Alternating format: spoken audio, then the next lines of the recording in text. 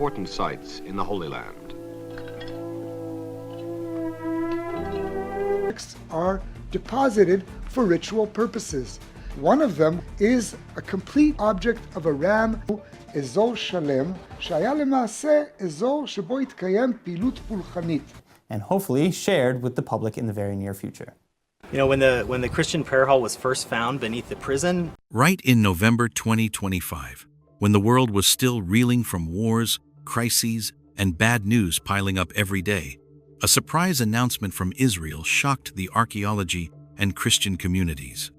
A stunning find right at Tel Megiddo, Armageddon, the spot the Bible says will host humanity's final battle. In just a few hours, headlines popped up everywhere on the biggest outlets like IAA and Fox News. Canaanite ritual from 3,300 years ago found at Armageddon. Israel uncovers the oldest known wine press right at Megiddo. It sounds like regular archaeology news, but anyone who knows the Bible gets it. What's under that dirt might say a lot more than meets the eye. Because Jesus warned in Matthew 24:33 that when the signs all show up at once, the Son of Man is near, right at the door. And now, finding a 5,000-year-old wine press, plus a Canaanite ritual burial site right next to Megiddo, is raising a big question. Could this be a sign that the stage for the last day is all set?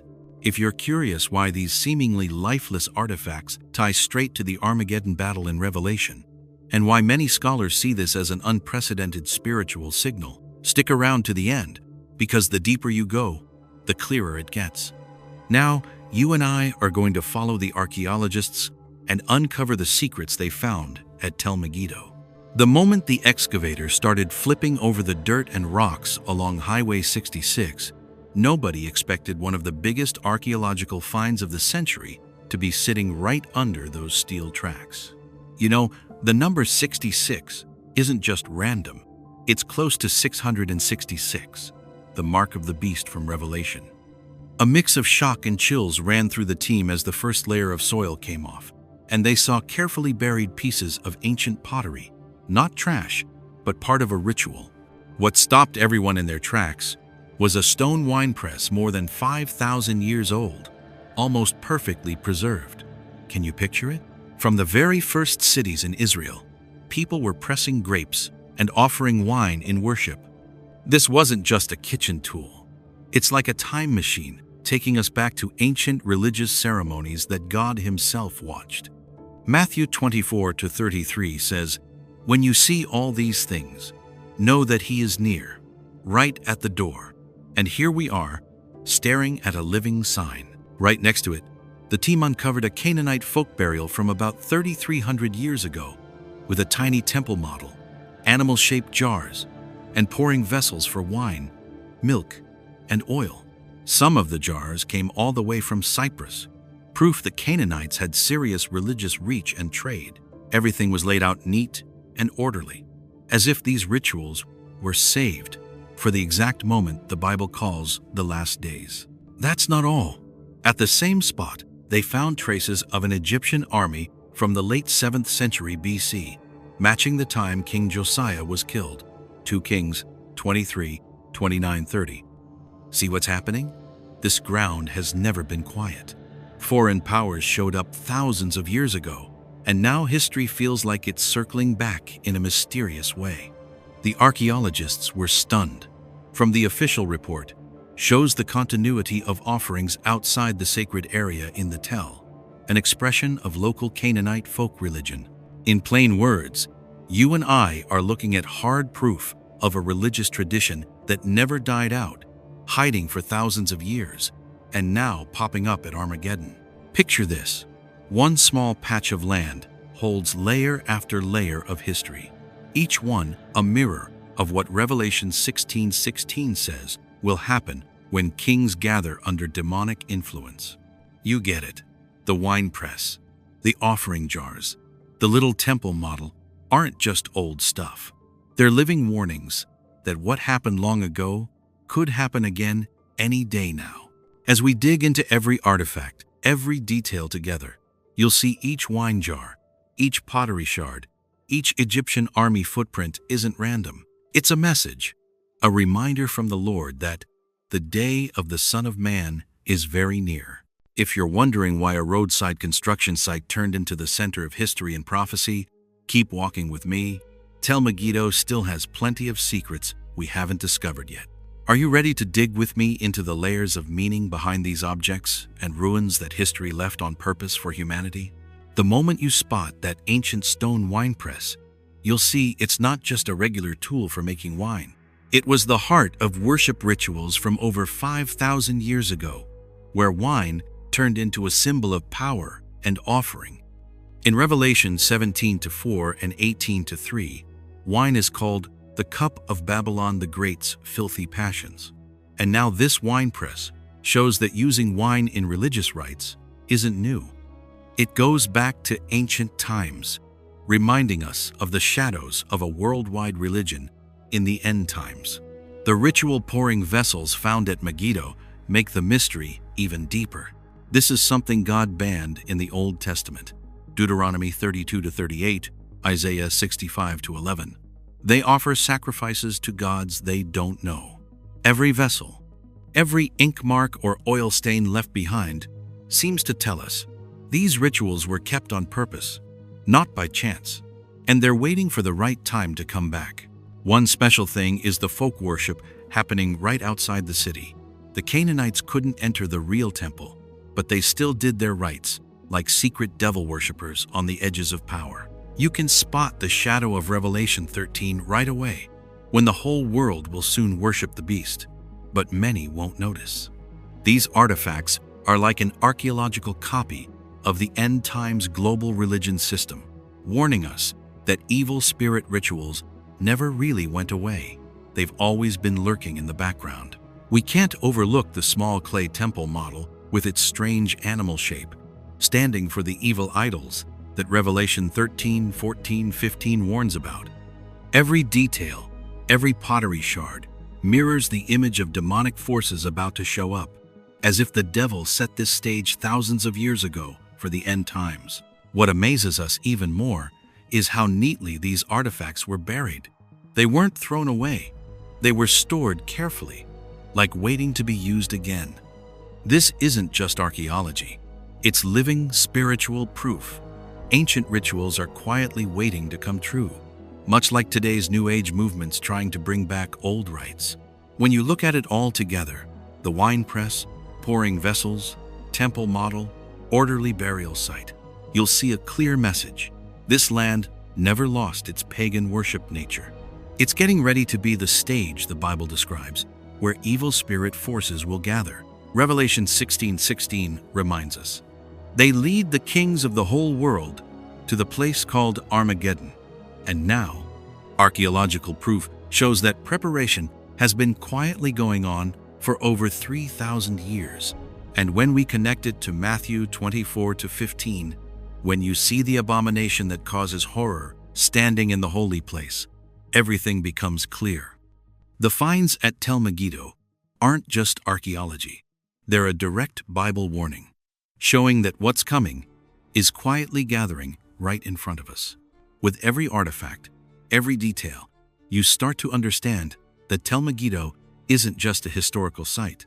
It's a hidden map to the last day, a bridge between the past and prophecy, between archaeology and spiritual wake-up call. And as you dig deeper, the story opens up more layers of mystery, with each detail holding a message for us about the end times coming soon. And the Lord is right at the door, waiting for us to see it. So why do these tiny, seemingly lifeless artifacts leave archaeologists and Christian believers in awe? Are they really signs of Jesus Christ's return? And do they hide a close link to ancient prophecies? Let's explore together how what the Bible predicted about the day of the Lord's return is slowly appearing right in front of us. Right now, you'll see why the artifacts dug up at Tel Megiddo are not just archaeology, but a direct warning from the Bible. We are facing the sign that Revelation prophesied thousands of years ago, where evil spirits are quietly gathering to prepare for the final day. Revelation 16:13-16 describes 3 evil spirits like frogs come out of the mouth of the beast, the false prophet, and the dragon. They lead the kings of the world to gather at the place called Armageddon. The discovery of Canaanite folk rituals right outside the city of Megiddo is archaeological proof that those evil spirits have never left this land. The ancient wine presses, ritual pouring vessels, and small temple models are not just objects, but living traces of demonic forces, always setting the stage for the end times. Joel 3-2, 9-14 says, "I will gather all nations to the valley of Jehoshaphat. Near there is Megiddo." When you read this, you'll realize Tel Megiddo is no accident as the current dig site. It sits right at the center of the prophecy's prediction, where nations and kingdoms will gather in times of chaos, leading to the final, decisive battle. Matthew 24-15 also warns, "When you see the abomination that causes desolation standing in the holy place." And amazingly, the pagan ritual found at Megiddo is part of making that warning real. Those ancient ceremonies, carefully buried, are now showing up among us, reminding us that the final signs have started to appear. You might wonder, why does God allow this discovery to happen right in 2025? The answer is, like how he guided the Dead Sea Scrolls found in 1947, to wake up the church at just the right time, before the big events coming soon, reminding us that history and prophecy always go hand in hand. Those seemingly small details, wine presses, ritual vessels, clay models, are a roadmap to the day of the Lord's return, making us realize the end times are not far off anymore. Looking at the big picture, all the artifacts and the dig site form a mysterious picture. Tel Megiddo is where evil spirits existed thousands of years ago, and now they are preparing to gather again. These archaeological details prove that Armageddon is ready, and Bible events are slowly becoming real right before our eyes. This also stresses an important message. We cannot just see Tel Megiddo as a historical site. Every winepress, every ritual vessel, every temple model is a wake-up signal, reminding us that the church must stay alert, watch, and prepare spiritually, because what the prophecies predicted is becoming real. When you connect it all, Revelation 16, Joel 3, Matthew 24, you see that archaeology, history, and prophecy are meeting at one single point. The Canaanite artifacts at Tel Megiddo are living proof that the evil spirits have never left the world stage, and we are standing before the final day that is closer than ever. Tel Megiddo is not just a place that holds the past, but a warning for the present and future, where every detail reveals the preparation of evil forces, and at the same time a strong reminder for us to stay awake and ready to welcome Jesus Christ before the door of the final time closes. He will come, save those who are chosen. Those are the ones who have already held ready the lamp of oil awake, still shining in hand, leaving behind the chaos of humanity. When we see archaeological signs and prophecies lining up together, the next question is, what events has Tel Megiddo witnessed in the past? This place has a history stretching back thousands of years, full of bloody battles and endless struggles between kingdoms. Understanding the history of Armageddon helps us see clearer why this land became the center of all end-time prophecies. And now, you and I, let's travel back together to the glorious days of this land, okay? You ready? Armageddon. Just hearing the name makes you think of humanity's final battle. The spot, Revelation 16:16 mentions. And they gathered the kings at the place called Armageddon. Actually, the name comes from Har Megiddo, meaning hill of Megiddo, a small hill, but the focal point of countless wars over thousands of years. It's no accident that the book of Revelation picked this spot as the ultimate symbol of the clash between good and evil. Way back in ancient Egypt, Megiddo was already a key battlefield. Egyptian kings stationed troops here to control the vital trade route linking Egypt and Mesopotamia. Even in Deborah's time, the prophetess and leader of Israel, Megiddo saw a glorious victory in the Battle of the Valley of Esdraelon. As recorded in Judges 5:19, they fled before the enemy, the wicked ones cut down like grass. That bloody history acts like a mirror, showing Megiddo has always been a place of trials and destiny. King Josiah of Judah, in 609 BC, met his tragic end at Megiddo while fighting the Egyptians. Archaeologists just confirmed traces of Egyptian forces from the late 7th century BC right here, proving this isn't just legend but real history, recording a sorrowful event. Megiddo, where kings met their deaths, became a symbol for the repeating scripts of final prophecies. But why would Satan choose Megiddo as the final spot? Its strategic location, sitting between major routes, combined with its bloody war history and ancient centers for worshipping foreign gods, makes it the perfect stage for the last battle. This isn't just a physical place, but a spiritual symbol, where good and evil, right and wrong, come together in a fateful showdown. Compared to Solomon's temple, destroyed and rebuilt many times, Megiddo has been preserved through civilizations. The ancients didn't want to lose this place's symbolic power. The layers of earth, the ruins left behind as God planned, so that at the exact end time, the Armageddon stage is ready to replay the prophecy script. Every brick, every ruin at Megiddo tells a story of power, war, and faith.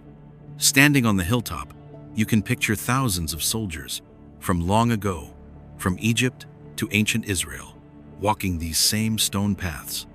And right here, according to Revelation, the kings of the world will gather once more, led by higher powers, for humanity's final battle. Notice that Megiddo has never lost its role. Recent digs of Canaanite folk rituals, along with a 5,000-year-old wine press, prove this land has been used for worship non-stop, from the first cities right up to today. These details are archaeological proof that the prophecy about Armageddon isn't just symbolic, but based on reality, preserved for thousands of years. Megiddo is where the past and future meet. From ancient kingdom battles, Josiah's tragedy, to unearthed old folk rituals, it all points to one message. The Armageddon stage is set, and we're seeing the final signs before the Lord's return. History and archaeology together tell the story the Bible prophesied, making you and me stop, watch, and wonder. Is that day, the one Revelation describes, getting close? But history doesn't just stay in the past. Megiddo is like a mirror showing the power shifts happening right in front of us.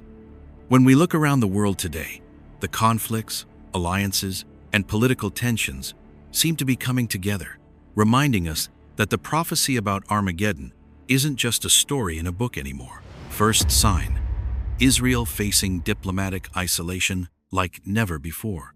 Right now, Israel is going through a deep diplomatic isolation that's never happened before. Prime Minister Netanyahu has admitted the growing international pressure when he suggested pouring money into influence campaigns in the media to fight back against the global shunning. At the United Nations, Israel got slammed hard during Netanyahu's speech at the General Assembly, amid a wave of criticism over its military operations and tensions with Iran. The Russia-China alliance also issued a strong warning, accusing Israel's military actions of breaking international law. This situation brings to mind the Bible's prophecy about the surrounding of the nations against Israel in the last days. In Isaiah 49:25, the Lord says he will gather the nations again, bringing back the adversaries from everywhere, as if the isolation isn't the end, but the start of a bigger mission that's been prophesied. If you think the world's political situation right now is just a temporary crisis, remember, history and prophecy are coming together, and Megiddo, the place where ancient artifacts have been dug up, might play a big role in the big picture the Bible painted long ago. At the same time, Middle East conflict heats up, Russia, Iran, and Turkey alliance takes shape. A bigger piece of the puzzle is starting to show. The Middle East is sinking deeper into rising tensions, and a striking alliance between Russia, Iran, and Turkey is coming together. According to VOV, the foreign ministers of Russia and Turkey just spoke out, calling for an end to the fighting between Israel and Iran, showing a tighter strategic bond in the region. At the same time, Russia and Iran are putting into action a very broad, comprehensive strategic partnership treaty that goes into effect in 2025, aimed at teaming up to handle common challenges in security and politics. This news has a lot of folks on high alert because it brings to mind the prophecy in Ezekiel 38 and 39, when Eastern nations like Russia, Iran, and Muslim countries will join forces to surround Israel in the last days. You can almost feel it, like a big plot unfolding, not just political strategy, but the opening act for the Bible's end-time script. We can't ignore it. These strategic teamwork efforts between Russia, Iran, and Turkey could well be prophetic signs slowly coming true, stepping us closer to the Battle of Armageddon that the Bible warned about. It's not just about political fights. Humanity is slowly being manipulated and controlled by recognition technologies, AI, chips, CBDC. Now, to a side few people expect, digital tech is turning into the modern mark of the beast.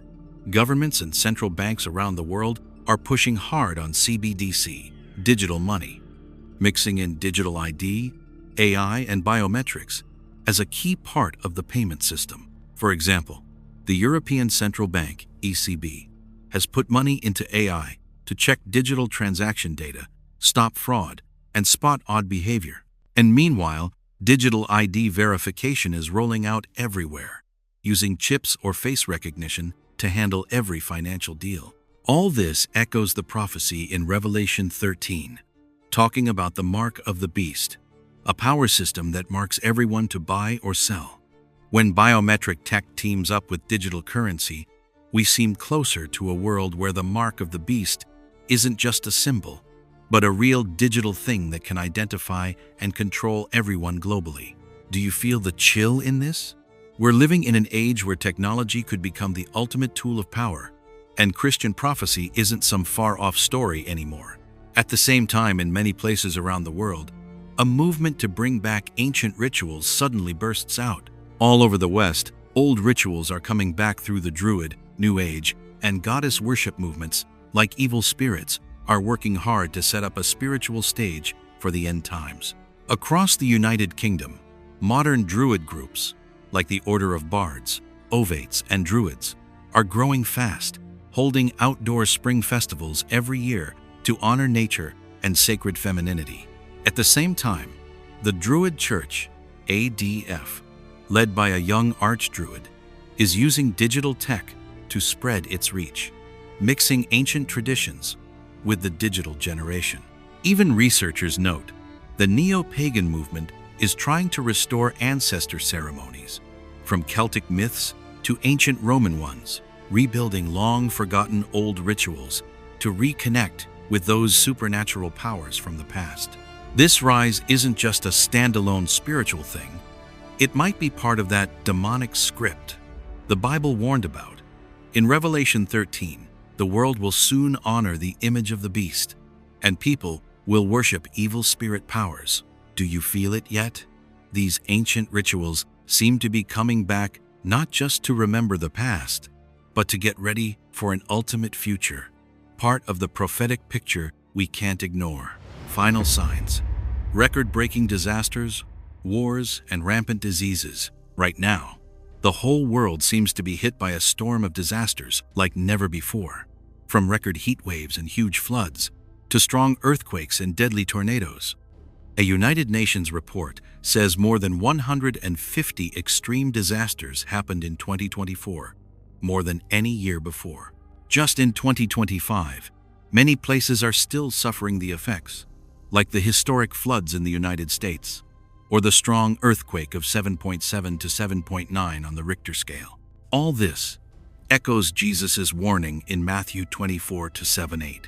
There will be wars, famines, pestilences, and earthquakes in various places. These disasters are piling up, one after another, like signs that the birth pains are getting close, and we can't take it lightly. Do you see the clear connection? Nature is shouting with thunder, like a message from the Bible that the end times might be right here with us. And the Lord is coming back to humanity step by step. Are you ready to meet Him again? We've walked together through a mysterious journey, From the layers of earth at Tel Megiddo to the echoing words of the Bible, from a 5,000-year-old wine press to 3,300-year-old Canaanite rituals, from archaeological signs to links with end-time prophecy, the discovery at Armageddon isn't just some fun dig. It's the final wake-up call for humanity. When the excavator flips over soil holding ancient demonic rituals, when archaeologists find pouring vessels, temple models, traces of Egyptian wars, all of it like a message from God. Remember his words. Stay awake. In Matthew 24, 42-44, Jesus says, "Stay awake, because the Son of Man is coming at an hour you don't expect." That's not something to hear and forget. It's a deep warning that the end time isn't far off anymore. Every artifact, every ritual uncovered, proves evil spirits are still at work, and now they're signaling a chain of final events about to happen. Look back at everything you and I have seen together. Those ancient wine presses, like traces of early wine worship rituals. Those pouring vessels showing acts God once forbade, Deuteronomy 32:38. Isaiah 65:11, still quietly lurking in the Megiddo soil. The land of Megiddo, a place of repeated battles, where kingdoms clashed, where souls and evil powers quietly prepared. Now we see a chain of end-time signs. Israel isolated, a Russia, Iran, Turkey alliance forming, mark of the beast technology here, pagan rituals reviving. All of it isn't separate anymore. It's like a puzzle coming together piece by piece, and the final picture is starting to show. You might ask yourself, am I really in the right time? I believe the answer is yes, because God doesn't scare you to frighten you. He does it so you'll get ready. He doesn't come to take away, but to save, for those who are prepared. So what we do right now is wake up, take a good look at our lives. If you haven't repented, haven't accepted Jesus, do it now. If you're living normally, not thinking about the end, stop, think it over, and pay attention to every sign. Live holy, put your trust in Him, spread the gospel, and share His love. You don't have to wait for a safe day, because that day could come out of nowhere. God says clearly, the Son of Man will come at an hour you don't think. So don't let yourself get caught sleeping, left behind. Armageddon isn't some far-off future anymore. The excavator has touched the layer holding 3,300-year-old demonic rituals. God is showing us that day is right at the door. We're not just watchers of history. We're part of it. We don't know the exact hour the Lord will return, but we know this: that day is closer than ever. So stay awake, stand firm in faith, and prepare a humble heart to welcome Him. When He comes, He won't say, "I was late." He'll say, "Well done, good and faithful servant. You stood strong." Let your life be the answer to that call. A life awake, a heart that waits, a witness for Him. Let every action, every prayer, prove you're ready when He returns. This is the moment when you and I look history in the eye, see our responsibility and power. No more time to hesitate, no room for indifference. Prepare your heart, so when the Son of Man comes, we can stand firm, at peace, full of faith. The final moment is drawing near. Every excavated artifact, every archaeological trace, every world event, they're all painting the prophetic picture. And we, the awake ones, have the duty to see that picture, understand His message, and act today. Spread this message. Share the truth with friends, family, community. Live a full, holy life, ready for the day the Lord returns. We're not passive watchers anymore. We're the forerunners, called to spread light in dark times. Remember, Armageddon isn't a distant scene. It's getting closer every day, every hour. Each of us has to decide, will you stand in darkness or step into His light? Make that decision today, right now. If these words touch your heart, act now. Like, share, and subscribe to the channel to spread this message to more people. We can be the first to spot the signs and help others wake up. The location they found the ancient Assyrian inscription was right under from the city of David. And here we actually have a direct letter signed with the seal of the king of Assyria discovered. Suddenly, I see this piece of pottery, and at first it looked like it had a special decoration on it. The Assyrian cuneiform tablet fragment from the Iron Age tells us a story about a delay in paying tribute. At the end of the channel, right here, just behind these stones, that inscription was discovered. Did you know that under the dust of time in Jerusalem, a tiny piece of pottery, just an inch long, has just been dug up, but it's big enough to shake up both archaeologists and believers? Because it is the first Assyrian inscription ever found in this holy city. A faint mark, but it carries a message from over 2,700 years ago. And strangely, it seems to match the picture the Bible paints of those tense moments between Assyria and God's people. Is this the puzzle piece history hid until now? What makes this find special isn't just its age, but where it was, right near the Western Wall, next to the Temple Mount, the place many prophecies say will be center stage in the last days. Scholars think the shard might be part of a royal seal, carrying orders about duties or taxes sent to Judah's kings like Hezekiah or Manasseh. Those wedge-shaped Akkadian letters, dry as they seem, open a big question. Could this be proof of the events in 2 Kings, when Assyria closed in on Jerusalem and God's people stood on the edge of rescue? For many believers, what's even more chilling is the timing. Right when the world is full of upheaval, people are anxious, and end-time signs keep coming up. In Matthew 24, Jesus said that in the last days, nation will rise against nation, and there will be signs. Could an Assyrian message suddenly rising from Jerusalem's soil after more than 2,000 years be one of those signs? Is God once again reminding humanity to look back at its own history, to get ready for what's coming? These questions are just the start. And as we dig deeper into the archaeological context, the excavation process, and every letter carved on that shard, you'll see why so many believe this isn't just an artifact, but a reminder from the divine. Come with me as we follow this trail. Step down through the layers of history, and who knows, we might be touching something the Bible foretold long ago. So don't forget to watch to the end of the video so you don't miss a single interesting detail, because the deeper we go, the more the Bible words come true in ways that are hard to believe and will leave you surprised. And to kick off our journey, you and I will explore together how scientists dug up an ancient message that had been hidden for thousands of years. In 2023, a surprising archaeological find happened at Sorim Valley National Park in East Jerusalem. Archaeologists were carefully sifting through dirt from piles of ruins near the Western Wall, an area that was once the heart of ancient Jerusalem. While working, Moria Cohen, a passionate archaeologist, accidentally spotted a tiny pottery shard, only about an inch long, but carrying huge historical value. At first, she thought it was just a regular decorative piece, but on closer look, she saw the markings were in Akkadian, an ancient script from Assyria. Cohen's feeling at that moment was beyond words. "I yelled with excitement," she shared. "The sense that I was the first person to touch this shard in 2,700 years was truly moving." This pottery shard isn't just a lifeless bit of clay.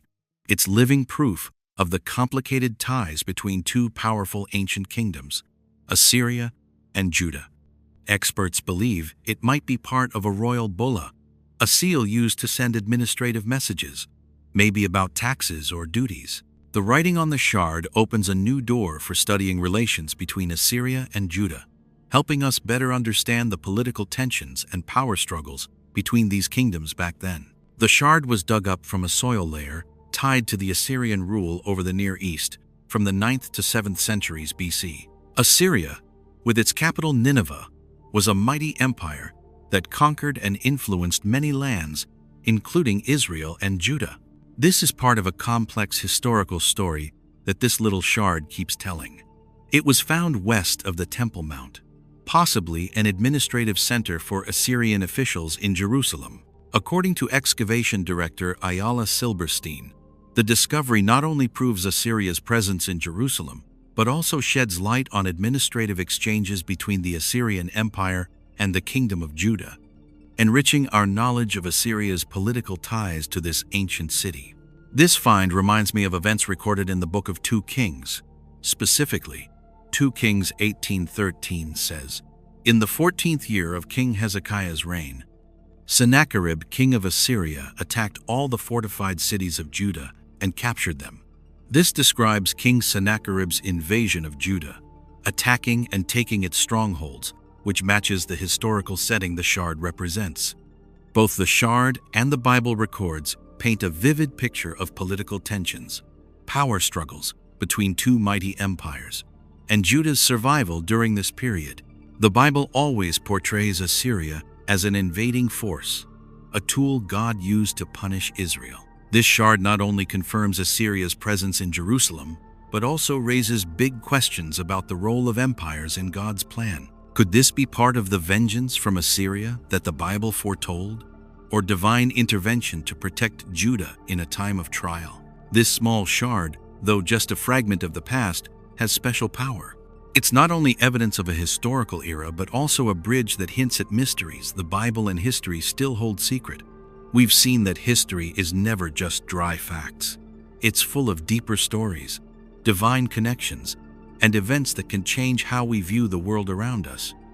When this shard was uncovered, it not only sparked curiosity about the past, but also opened wide space for further research on the links between the Bible and history, helping us grasp more deeply the overlap between these two worlds.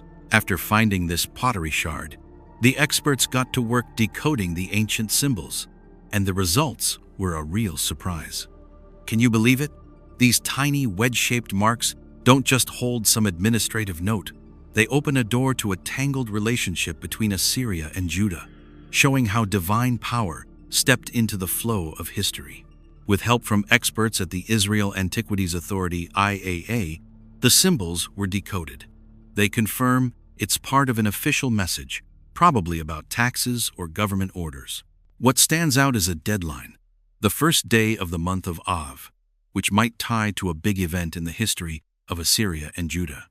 The writing also mentions a chariot officer, likely a high-ranking Assyrian military man, hinting the message was about collecting taxes or duties from vassal kingdoms, especially Judah. The shard doesn't name a specific king of Judah, but based on the time period and historical context, experts think the message was likely sent to King Hezekiah, Manasseh, or Josiah. During those years, Judah was a vassal state under Assyrian rule, and its kings had to follow orders from the Assyrian kings. This little message is rare proof of official contact between the two courts, a key find for understanding the ties between Assyria and Judah back then. Digging deeper, the symbols aren't just writing. They carry meaning, reflecting Assyria's complex government system. They might point to a delay in duties, causing tension, technical or political. This highlights Assyria's power, using writing to control its vassal states. When the experts look at the shard's surface, the wedge symbols stand out clearly on the fired clay. Each mark has a set length and shape, showing the care and patience of the scribes who carved them. The symbols are dark, colored by time and the fired clay, making them a lasting part of history. Those lines, even after thousands of years, stay sharp and clear, letting us feel how important the recorded words were. The shard's color, typical brown and red of fired clay, creates a strong contrast with the black, sharp wedge marks. The carvings aren't just letters, they're symbols of power, of administrative and political control in a mighty empire. The feeling the shard gives is the toughness and lasting strength of Assyria, an empire that lived for thousands of years and now keeps telling its story through these marks. This pottery shard isn't just an archaeological find. It connects straight to events in the Bible. The Bible stories about Assyria don't just describe invasions and wars. They also talk about God stepping into history. In 2 Kings 18:13, we read, "In the 14th year of King Hezekiah's reign, Sennacherib, king of Assyria, attacked all the fortified cities of Judah and captured them." The Bible seems to describe a real event, the invasion of Judah by Sennacherib, one of the biggest moments in the history of the two nations. This shard doesn't mention that event directly, but it's physical proof of Assyria's presence in Judah, confirming the link between Assyria and its vassal kingdoms. Also, Isaiah 10:5-6 gives a deep look at Assyria's role in God's plan. Woe to the Assyrian, the rod of my anger, in whose hand is the club of my wrath. I send him against a godless nation. So Assyria was a tool in God's hand to carry out judgment on Israel.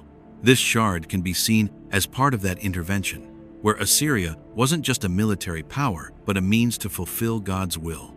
Even as a tool, Assyria faced judgment for its pride, as shown in the Bible's warnings. By decoding the symbols on the shard, we don't just uncover a piece of Assyrian history, we see the deep connection between historical events and biblical prophecy. This shard opens a new door, taking us back to key moments in history and helping us better understand the relationship between the kingdoms of Assyria and Judah, as well as God's role in guiding history. From the sharp lines to the reddish-brown fired clay, every mark holds a story of power, control, and the tensions between ancient kingdoms.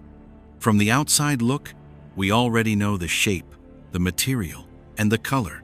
Now, let's dig deeper to unlock the real message it carries, where secrets lie that could shake history itself.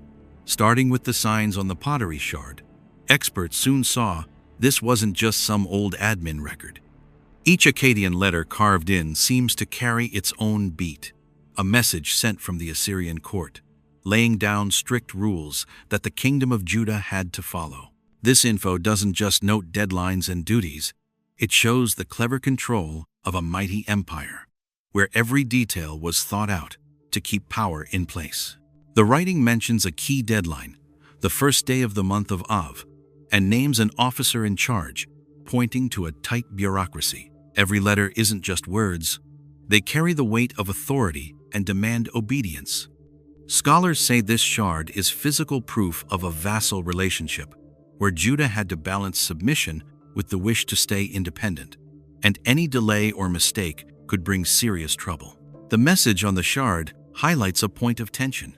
Assyria used official writing to control vassal kingdoms, showing its force from the top down, creating pressure.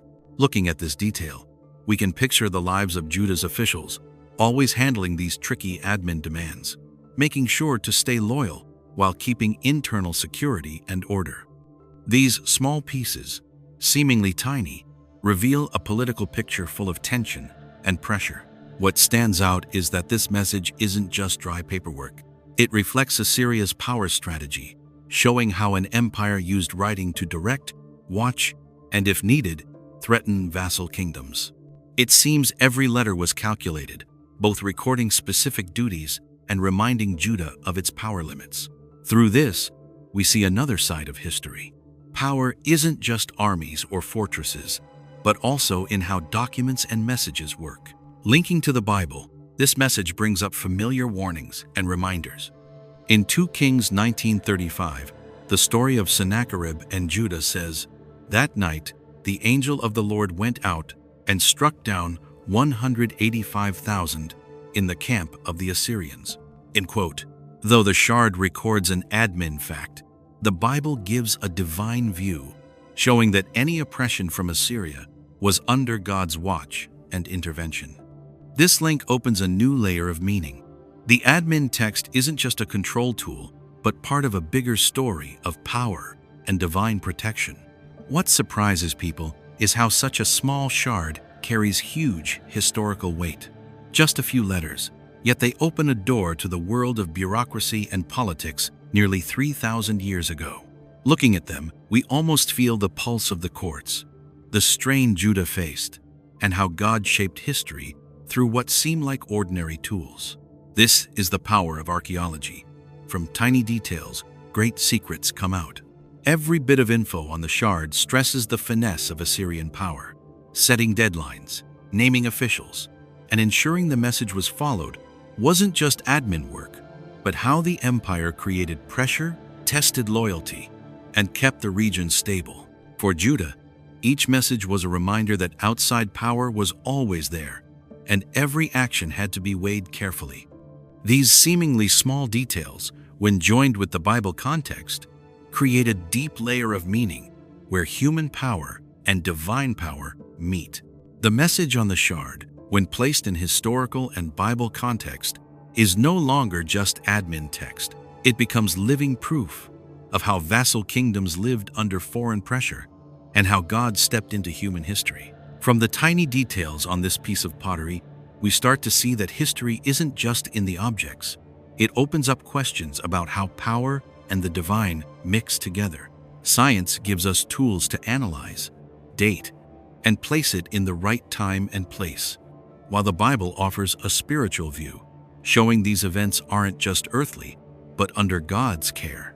Now, let's look closer at how science and the Bible seem to clash, but actually fit together. The pottery, through carbon dating and archaeology, is confirmed from the time when Assyria ruled Judah, revealing a complex web of bureaucracy and politics that Judah's kings and officials had to deal with. Through a scientific lens, it's physical proof of administrative duties, deadlines, and responsible officers, reflecting pressure from the outside empire and the vassal relationship. But from the Bible's viewpoint, these seemingly administrative details carry deeper meaning. We see the contrast between human power and God's authority, where every duty, every deadline, happens under God's watchful eye. Proverbs 25:2 reminds us, "It is the glory of God to conceal a matter. To search out a matter is the glory of kings." Through this verse, the Bible encourages us to explore and investigate mysteries, not just to understand Assyrian power, but to recognize God's hand in the flow of history. Science helps us understand history with data, carbon dating, and archaeological context, but it can't explain the full depth of meaning. In contrast, the Bible provides a spiritual perspective, where historical events and administrative pressures become evidence of divine power. This combination creates a complete experience. You see the physical reality and feel the spiritual depth, making the study of the pottery a journey full of curiosity and fascination. Imagine holding this small piece of pottery in your hand, knowing each mark has lasted nearly 3,000 years. Witness the tensions between Judah and Assyria, and is part of the story God wove through history. Every mark is a link between past and present, between science and faith, between human power and divine authority. It's this contrast and harmony that makes studying pottery so engaging and meaningful. Through a scientific view, you see details about deadlines, officers, administrative duties, and Assyria's power structure. It shows Judah wasn't just a small kingdom under pressure, but a living entity in a sophisticated bureaucratic network where every action had consequences. But from the Bible's perspective, these details carry a deeper message. Human power is always limited. God directs everything, and every tension rests in God's hands. This leads us to a new understanding. Every archaeological find isn't just data, but a chance to connect the past with faith, science with the spiritual. This small piece of pottery, with its seemingly dry administrative message, is a living testament to how God works in history, reminding us that human power, no matter how strong, has limits and is always shaped by divine providence. Through this, each of us can see that archaeological discovery and Bible study don't exclude each other, but complement and enrich one another, creating a journey of learning and reflection full of curiosity and wonder. When we study this pottery shard and uncover its detailed administrative clues, we start to see a bigger picture of how God works through history. Every letter, every deadline, and every officer mentioned on the shard shows political pressure. But it also opens the door to thinking about the divine signs the Bible talks about. It's the mix of archaeology and Bible reflection that leads us to a bigger question. Could this be a sign of the Lord's return? The writing on this shard is in Akkadian, the administrative language of ancient Assyria. Thanks to the decoding work by IAA experts, the picture gets clearer. It's an official order mentioning a specific deadline, the first day of the month of Av, along with a chariot officer pointing to tax or tribute duties.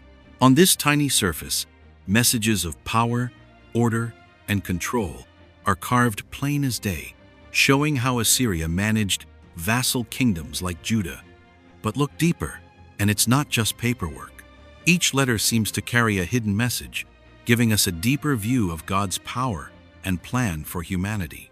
You might wonder, why put a little administrative detail next to Bible stories? The mystery starts to clear up when we compare the historical setting to prophecy. Assyria was the rod of God to punish Israel. As Isaiah 10:5-6 says, "Woe to the Assyrian, the rod of my anger, in whose hand is the club of my wrath. I send him against a godless nation." The administrative writing isn't just about taxes or duties anymore. It becomes a sign of divine intervention, where God's power moves mighty empires, warning people, but also upholding what's right. If we look closely, each letter also tells a story of pressure, control, and at the same time, hope. Judah, a small nation, stood in the shadow of Assyria's might, needing a sign from God to know that every action, whether in fear or submission, fit into a larger plan. And right here, the shard becomes a deep reminder that God's signs aren't just in nature or miracles, but in historical finds, in details that seem small but carry a huge message. What's even stranger is the time, more than 2,700 years, doesn't blur the message. Instead, it seems to carve the meaning of patience and God's watchful eye through history even deeper. Those who uncover it today, seeing each letter and understanding the context, will ask themselves, could this be part of the signs that the Lord is coming back? Matthew 24:29-30 seems to answer indirectly. The sun will be darkened, and the moon will not give its light.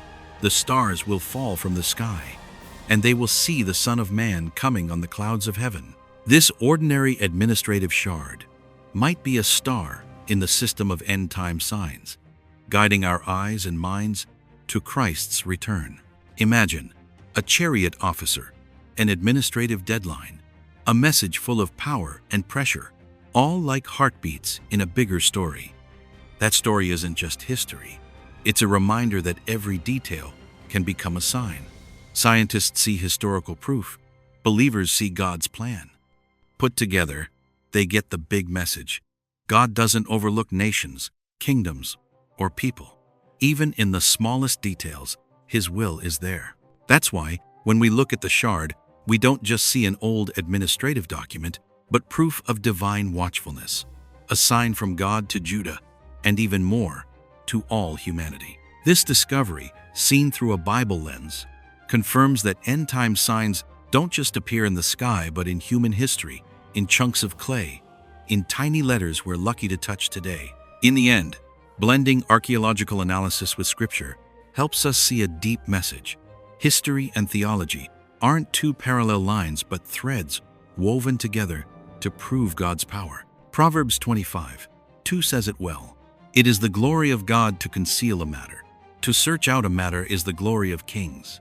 When we search these small signs, from Assyrian letters to the story of Judah, we're joining the journey to understand God's will, a journey that leads to staying awake, preparing our hearts for the day the Son of Man returns. Looking at the small shard, with its sharp letters on baked clay, we see a big story of power, control, pressure, hope, and above all, signs of the Lord's return.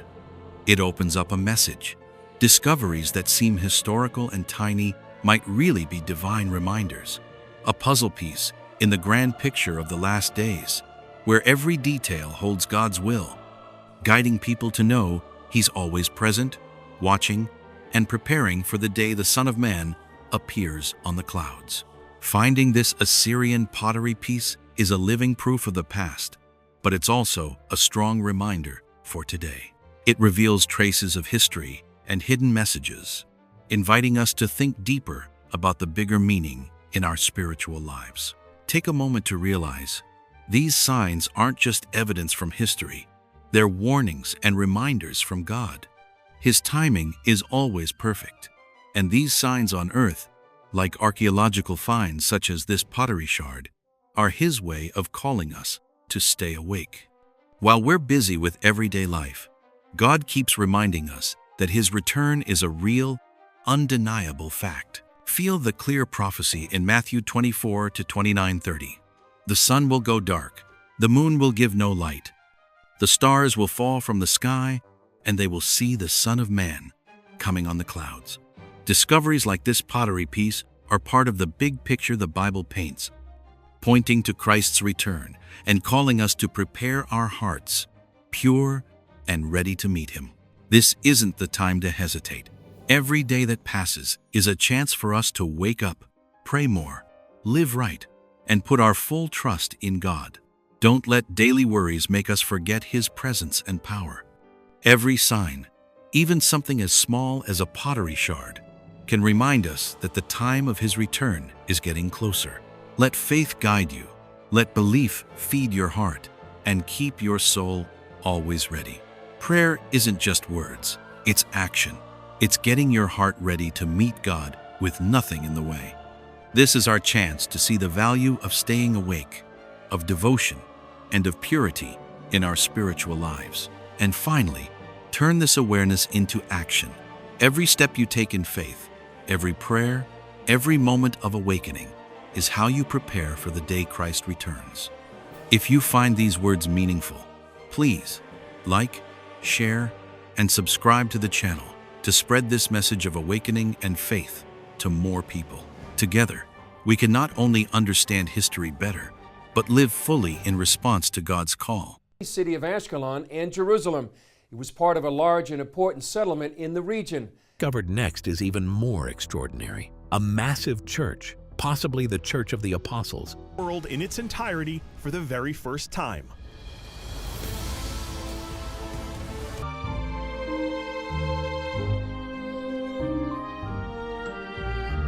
As close as you can get to the cave is on this left apse. A secret that's been forgotten for 1,500 years. Just popped up out of the cold mud at the bottom of the Sea of Galilee. And everything we thought we knew about Jesus might change from here on out. Right there in those calm waters where He once walked, where He first called Peter, Andrew, and Philip to start His mission of salvation. Archaeologists dug up an old Byzantine church that's been buried for centuries.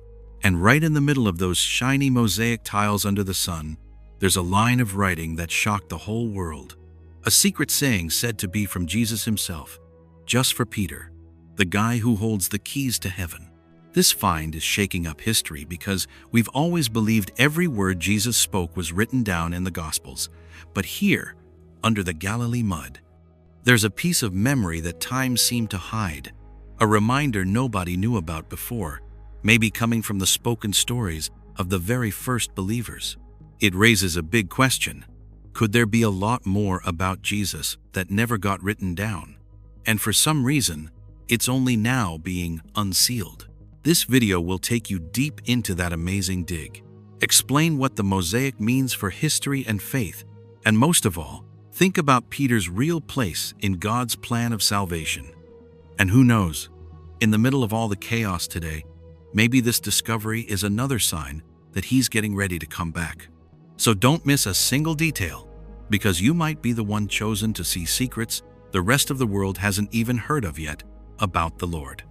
And now, come along with me as we keep exploring the latest finds from the scientists and the hidden messages under all those layers of dirt and stone. First off, you and I are going back to that moment of digging, when the archaeologists first touched those treasures that had been asleep for thousands of years. The north shore of the Sea of Galilee has always been known as a peaceful place, where Jesus once walked and called Peter, Andrew, and Philip. But under the thick mud, a spot that seemed to hold just water and sand, a secret lay hidden for over 1,500 years. In the summer of 2016, an international team came down to El Araj with hope and modern tools, though they only expected to find a few broken bits of pottery, like the groups before them. The first days were tough. The heavy mud buried every hope. They dug layer by layer, checked every sample with ground scanners and magnetic gear, but all they got was gravel, shells, and pottery shards. The air felt heavy, tense, and full of suspense. Every step, every shovel of dirt, was a fight against time and nature, as history seemed to refuse to give up its secrets. Then, on the fifth day, everything changed. When the last layer of mud was pushed aside, beige mosaic tiles appeared, not bright or flashy, just simple like old floor tiles. But every detail was so fine, it took everyone's breath away. In the center, Greek letters stood out clearly. Peter, chief of the apostles and holder of the keys of heaven. Every line seemed to tell a story that humanity hadn't heard for centuries. A Byzantine church slowly came into view, with thick walls, a curved apse in the east, where the altar would sit, and space big enough for hundreds of believers to gather. The solid build and careful layout made it clear this had once been an important pilgrimage site. Under the mosaic floor, the dirt revealed traces of a first-century fishing village: fishhooks, nets, cooking pots, all matching the descriptions of the settlement where Peter and the disciples lived in Roman times. Every tile, every letter in the mosaic reminds us that history never truly disappears. Luke 8:17 seems to echo, "Nothing is hidden that will not be made known." And sure enough, after 1,500 years buried, the truth came out. Matthew 16:18, 19, about the keys to the kingdom of heaven, is brought back to life in the mosaic, showing Peter not just as a leader, but as the gatekeeper of faith, a vital role in the early church. John 14:26 comes to mind too, where Jesus promises the Holy Spirit will help everyone remember his words. The mosaic feels like a reminder from the past to us today. The excitement didn't stop with the mosaic. Every move during the dig had to be careful so as not to break the precious stones, making each day tense and thrilling.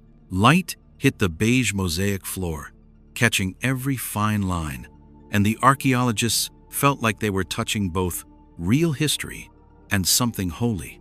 Every action carried a sense of mystery and heart-pounding suspense. At that moment, the mosaic discovery wasn't just archaeological proof. It felt like a message from long ago. It brings to mind John 14:2-3, where Jesus says he's preparing a place for believers and will come back, reminding us that today's community, like Peter's back then, must hold on to faith while we wait. From what seemed like meaningless mud, the church and mosaic revealed the whole story: Peter's name, his role in the community, the remains of a Roman-era fishing village, all coming together to paint a complete picture where history, archaeology, and faith meet. The feeling of excitement, curiosity, and wonder spreads, leaving anyone who sees it holding their breath, wondering how many more secrets are still waiting under the ground of Galilee. The deeper the archaeologists dig, the more thrilling and wonderful mysteries they uncover, hidden in every brick of the church. In the parts ahead, we'll follow in their footsteps, tracing each letter on the ancient mosaic, gently brushing away the dust of time to reveal long-buried secrets and the profound message God wants to share. First, let's look together at the mosaic and the secrets it's kept hidden for thousands of years. Right in the center of the church's main aisle, your eyes are drawn straight to a circle of mosaic lying quietly under more than 1,000 years of dust. It's not bright with colors like you might expect. It's the soft beige of old bricks, simple but powerful, waiting for someone to read the holy message it holds. Every little tile, every fine Greek letter, seems alive, reminding you this isn't just stone, brick, and cement. It's a spiritual treasure for the early believers. At first, they were just faint markings nobody thought much about. Then the archaeologists found words praising Peter, chief of the apostles, and holder of the keys of the heavenly spheres. That phrase, heavenly spheres, isn't in the standard Bible at all. It gave everyone chills to realize it's an old Aramaic idea of heaven in layers, a way of seeing the kingdom of God. Each word echoes with a strange power, making the quiet space feel alive, like history itself is whispering. Using infrared tech, the hidden layers of writing under the mosaic started to show up, and a shocking message appeared. He said to him, "Guard my house, for I go to prepare the heavens." Just a few words, but they hit hard and deep, making your heart beat faster. Peter wasn't just the leader. He was trusted to watch over the faith, a sacred duty while the Lord got the heavens ready. This isn't about power. It's about serving and protecting the community of believers. Look close, and you'll see the care in every line. The Mosaic circle sits right in the middle, surrounding the prayer space, like it's saying Peter is the heart of the community. Those plain beige tiles are arranged with real skill, forming an endless circle, a symbol of eternity, the link between earth and heaven. Light shining down on the floor makes the message stand out even more, forcing you to stop and listen. This message builds on what Jesus says to Peter in Matthew 16:19. "I will give you the keys of the kingdom of heaven. Whatever you bind on earth will be bound in heaven." The mosaic at El Araj adds layers. The heavens in levels, guarding the faith, serving the community, all packed into one short, powerful line. Peter isn't a ruler. He's the gatekeeper, keeping God's house safe on earth. Look closer, and you feel the tie between the mosaic and the early community. Traces of the fishing village under the church, the smart spot where it was built, it all points to the link between everyday life and spiritual life. The mosaic isn't just art. It's a living story, reminding every believer they have a part in guarding the house, protecting the faith, while God prepares a place for the faithful. The excitement and mystery build when you stand in front of the mosaic. You can picture the early believers kneeling there, reading these words, whispering them in their hearts, just like Peter heard them straight from the Lord. The job of protecting the faith, staying strong through trials and temptations. Every tile, every letter carries that spirit, making anyone who gets close feel stirred up and curious, almost breathless. Dig deeper. And the mosaic also reminds us of the parousia, the Lord's return. When he says, "I go to prepare the heavens," it ties right to John 14:2, 3. "I go to prepare a place for you. I will come back." Peter was told to keep watch over God's house while he's away, just like the church on earth has to stay faithful and alert. This mosaic is a living reminder that faith isn't passive, it's action, protecting and watching. Exploring the mosaic isn't just looking at stone and tiles. It's a journey into the deeper meaning of duty, loyalty, and Peter's role. Every beige tile, faded but full of message, shows that the greatest things often hide in the simplest forms, and sacred secrets take patience to uncover. As you leave the center of the main aisle, the feeling lingers. You know you've touched a moment in history, a message from over 1,000 years ago, and the big question hangs there. How many more secrets are waiting under the dust of time? And how will they change the way we understand faith? The mosaic at El Araj isn't just art. It's a bridge between past, present, and future. A holy message that any believer or researcher has to stop and hear. The mosaic tile they found is the very first brick that opens the door to the ancient church and the meaningful messages it carries. The moment you step into this space buried for over 1,500 years, it feels like time just stops. Right in front of you is a Byzantine church rising from the dirt, thick stone walls, solid columns, the curved apse in the east where the altar once stood, all bringing back memories of a long ago time of deep faith. From the first glance, the place feels solemn, like every stone and every line was picked on purpose to remind anyone who passes through of a holy secret, a message that lasts through the ages, heard only by those patient enough to listen. As you explore each room and hallway, the mystery grows stronger. The guest room, the bathhouse, the wide courtyard, signs of a pilgrimage complex, show this church wasn't just for prayer. It was a gathering spot where the faithful came together, learned, and kept alive the stories of the apostles. The pale beige mosaic floor, almost the color of the ground itself, seems to tell the tale of Peter, Andrew, and the other disciples, faint but still powerful. Every tile is fitted with care, every letter carved with precision. So you have to move slowly and watch your step. Down below, the soil reveals another exciting surprise. Remains of a 1st century fishing village, fish hooks, nets, cooking pots, prove this spot wasn't chosen by chance. The ancients picked a place close to the sea, good for fishing life, yet near enough to build a center for worship. The perfect blend of daily living and faith shows that early Christianity knew how to build on sacred ground, turning ordinary places into holy ones. The deeper the archaeologists dig, the more they see the clever planning of the past. Sturdy church walls, firm columns, the apse curving east, where morning sunlight would hit the altar, like the whole building is part of the sacred message. Willibald, on his 8th century journey, wrote about the Church of the Apostles at the home of Peter and Andrew, and his words match what's appearing now in an amazing way. This truly was a pilgrimage center, remembered for centuries. Every detail holds a message. The church isn't just a building. It's a living record of memory, where tradition, faith, and history come together. The fine carvings, the solid layout, the carefully chosen location, all say this was the spiritual heart of the early Christian community. The words from Matthew 16, 18, 19 about the keys to the kingdom of heaven ring true here. Peter and the disciples weren't just people. They were guardians of the faith, protecting the house the Lord gave them. What makes the discovery so thrilling is how the church tells its story.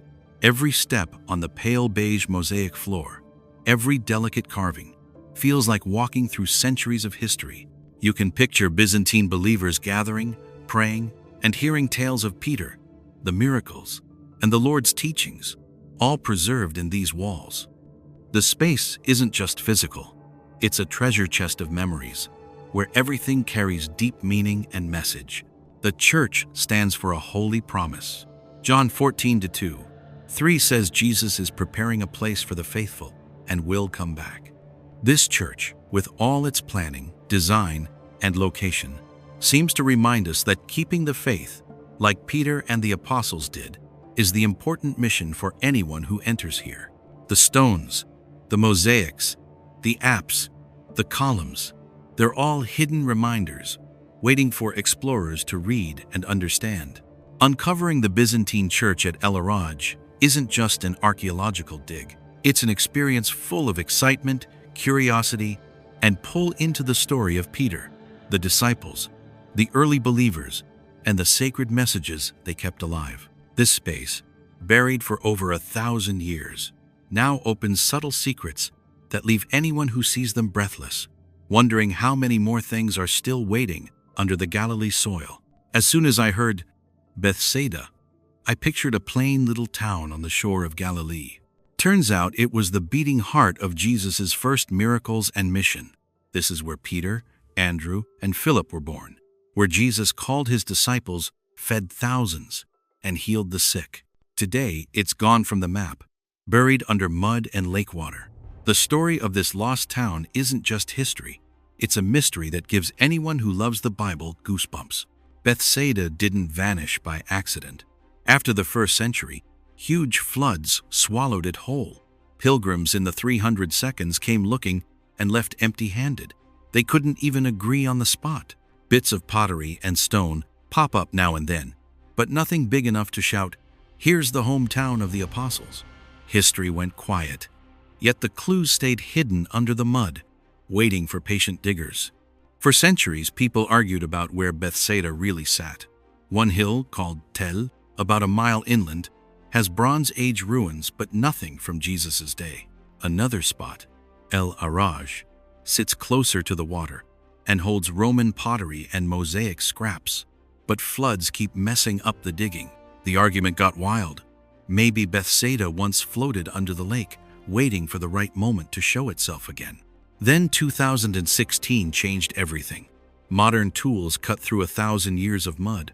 Out came pots, glass, coins, 1st century stuff. The evidence said El Araj was a fishing village back then, full of folks who made their living on the water, exactly like the Gospels describe. This was Bethsaida, home of the first apostles and the stage for many miracles. The picture got clearer when we looked at the everyday things they left behind. Fish hooks, net weights, little clay stoves.